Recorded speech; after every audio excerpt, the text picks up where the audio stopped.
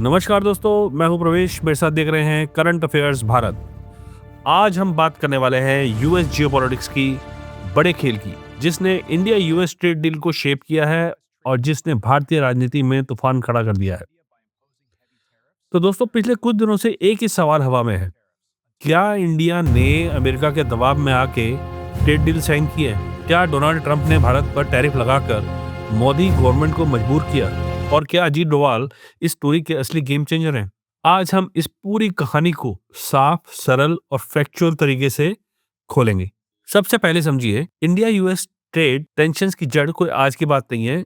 काफी सालों से अमेरिका का आरोप रहा है कि इंडिया उनसे ज्यादा टैरिफ वसूलता है, जबकि रियलिटी ये थी यूएस इंडिया एक्सपोर्ट्स पर एवरेज 3.3 टैरिफ लगाता है और इंडिया यूएस गुड्स पर एवरेज 17.5% टैरिफ लगाता है। ट्रंप की नजर में यह न्याय था और फिर हुआ एक बड़ा डिप्लोमेटिक मिसअंडरस्टैंडिंग। 2024 में पीएम मोदी क्वाड समिट के लिए यूएस गए।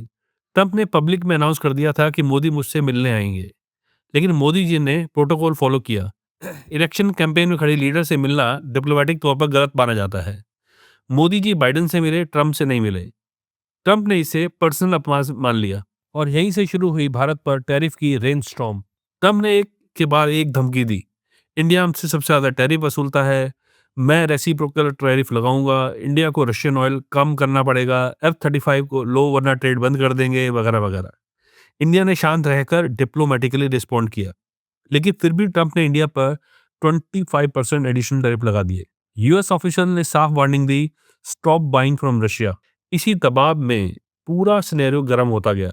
फिर हुआ कश्मीर में Pahalgam attack. US senator JD Vance India में थे। अटैक ने उनकी ट्रिप बिगाड़ दी।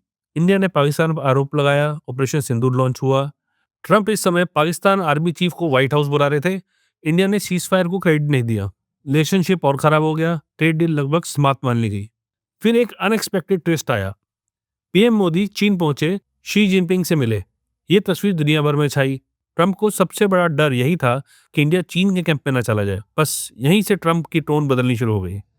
17 सितंबर को ट्रंप ने पीएम मोदी को हैप्पी बर्थडे कॉल किया और यहीं से आइस पिघलनी शुरू हुई। ब्लूमबर्ग की exclusive report, NSA Ajit Doval secretly US गए, सीनियर सेनेटर से मिले और साफ संदेश दिया, अगर आप इंडिया पर दबाव बढ़ाएंगे, हम भी ऑल्टरनेटिव पार्टनरशिप बढ़ाएंगे। ये साफ वार्निंग थी, इंडिया किसी कैंप का गुलाम नहीं। इसके बाद 4 बार मोदी ट्रंप की कॉल्स हुई, टोन बदला, बातचीत हुई। ओपोजिशन का आरोप है कि पीएम कॉम्प्रोमाइज हैं क्योंकि एप्स्टीन फाइल्स में उनका नाम है, लेकिन रियलिटी ये है, एप्स्टीन फाइल्स सालों से यूएस पॉलिटिक्स का मुद्दा है। इसका इंडिया यूएस ट्रेड टॉक से फैक्चुअल संबंध नहीं दिखता। फाइल खुलने के बाद भी इंडिया ने टफ स्टैंड मेंटेन किया। ये मुद्दा ज्यादा डोमेस्टिक पॉलिटिकल डिबेट है, जियोपॉलिटिकल फैक्टर नहीं है। आज इंडिया ने साफ कर दिया है, agriculture sector completely protected, dairy untouched, Russian oil खरीदने का पूरा अधिकार इंडिया रखता है। ट्रेड डील नेशनल इंटरेस्ट के हिसाब से साइन हुई है, प्रेशर में नहीं। इंडिया अब किसी भी सुपर पावर का फॉलोअर नहीं। इंडिया एक इंडिपेंडेंट पोल बन गया है। तो दोस्तों, ये थी बड़ी कहानी। एक मिसअंडरस्टैंडिंग से शुरू हुई ट्रेड वॉर, ट्रंप का दबाव, Russian oil, China diplomacy, operation Sindoor और अंत में अजीत डोभाल की क्वाइट डिप्लोमेसी ने इस पूरे कॉन्फ्लिक्ट को नेविगेट किया। इंडिया आज पहले से ज्यादा मजबूत जियोपॉलिटिकल खिलाड़ी है। मिलते हैं आपसे नेक्स्ट व्लॉग में। जय हिंद।